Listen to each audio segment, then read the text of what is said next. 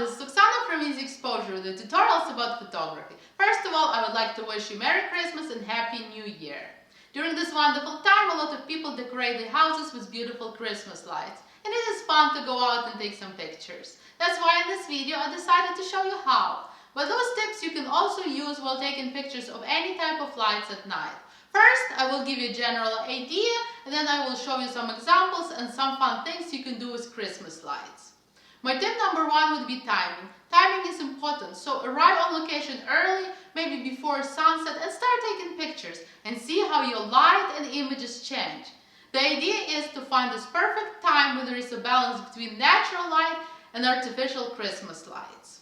Tip number two, use manual mode, because you want to have a full control over your exposure settings. And as hopefully you already know, at night you want to let more light into the camera, and you can do so by raising your ISO, opening up your aperture, or slowing down your shutter speed. And actually, slowing down your shutter speed is the best practice, but for that you will need a tripod or something to put your camera on to keep it steady to avoid camera shake. Also think about your white balance. I personally use RAW and I shoot my images without a white balance, and then I change it in post-production, which I actually advise you to do. If you don't do that, if you shoot in JPEG, I advise you to play with your white balance while taking the pictures. You might like some results better than others. And the last but not least, you don't need to use flash unless you're taking pictures of somebody in front of Christmas lights. And now let's see some examples. I arrived just shortly before sunset. I had a tripod, and the camera I used was Nikon D5300 with a kit lens 18 to 55 millimeters, which I think a lot of you guys have. I started to take pictures maybe 5 minutes after the sun disappeared behind the horizon. As you can see, there is still a lot of natural light in the sky as well as around the house. I used aperture of f5.6. It gave me enough depth of field to have the whole house in focus. It's also the widest aperture possible on the longer end of this lens. It's not a fast lens, so it doesn't have very wide aperture, which wasn't needed in this situation anyway. My ISO was 320. I could also have used ISO 100, but then I just had to use a bit slower shutter speed. I think ISO 320 in this camera performs pretty good, so I didn't feel the need to go to ISO 100. But as we all know, the higher the ISO, the more grain you get in the image. Though modern cameras improve tremendously when it comes to ISO performance. And at ISO 320 you would not be noticing that much noise, if any. But once again, it depends on the camera you have. The only setting I will be changing is shutter speed. For the first photo, I use shutter speed of 1/20th of the second.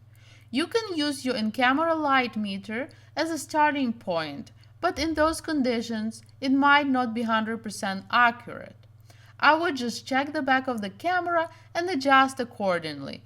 If it's too dark, use slower shutter speed. If it's too light, use faster shutter speed. It's also a great idea to take a few pictures with different shutter speeds just in case and see which one you like better later.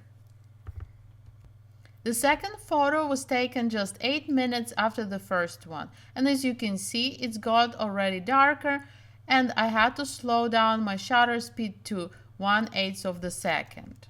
On the third picture, we are starting to get some nice blue colors in the sky.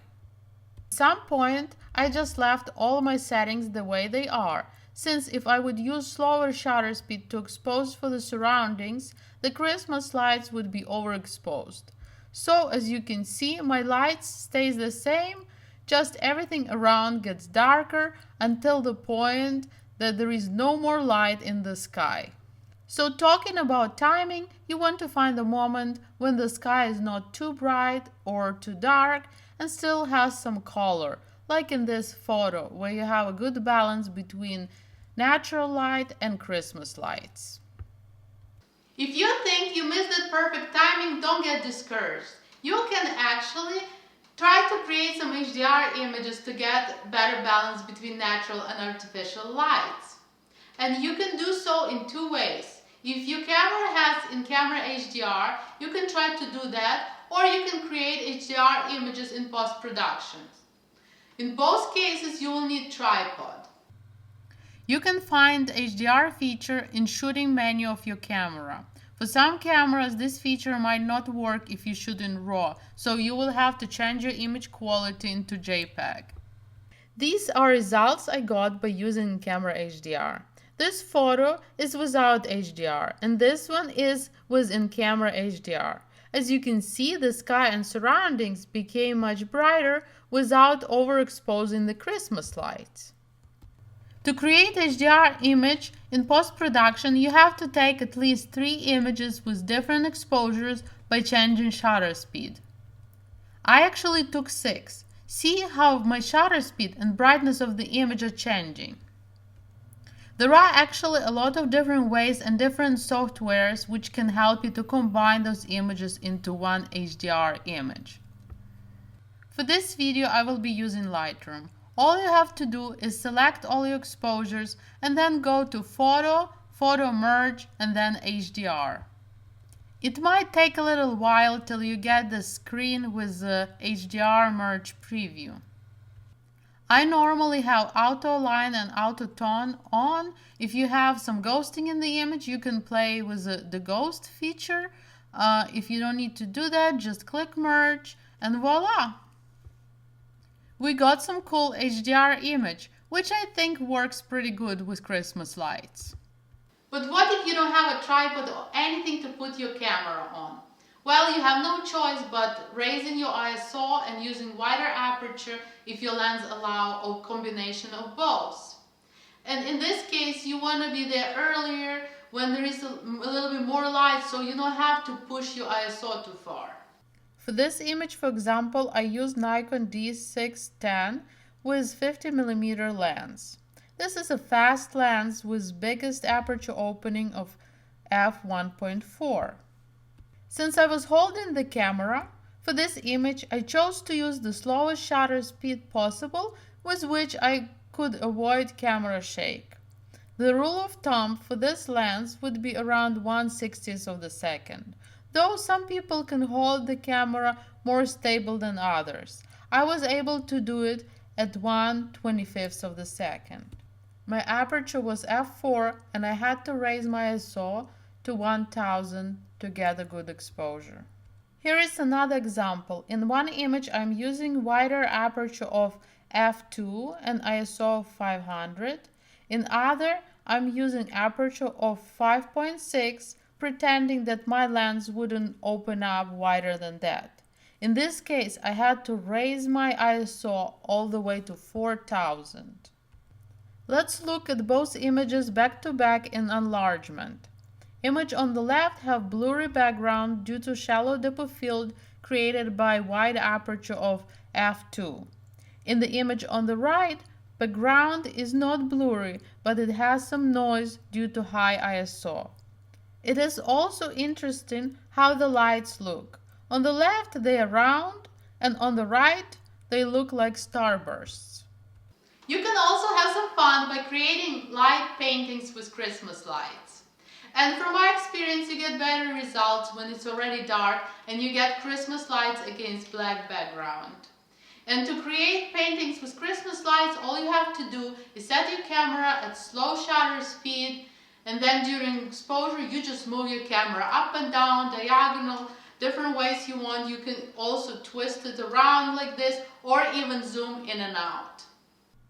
These are artsy results you can get. In this one I was moving camera diagonally, in this one I was turning the camera around, and this one as well. This is the result of zooming the lens out, handheld, and this one zooming the lens out on a tripod. I think these type of images could be cool printed on a metal as an abstract art piece. Thank you very much for watching. I hope you enjoyed my video and learned something new today. If you have any questions, please post in the comments below. If you would like me to give you feedback on your images, you can post them on my forum, easy-exposure.com, and also check out my Facebook page where sometimes I make live videos. and I hope to see you next time in my new video very soon. If you would like to see more videos like this, please subscribe to my channel. Also follow me on Twitter, Facebook and Instagram, and go check out my website easy-exposure.com.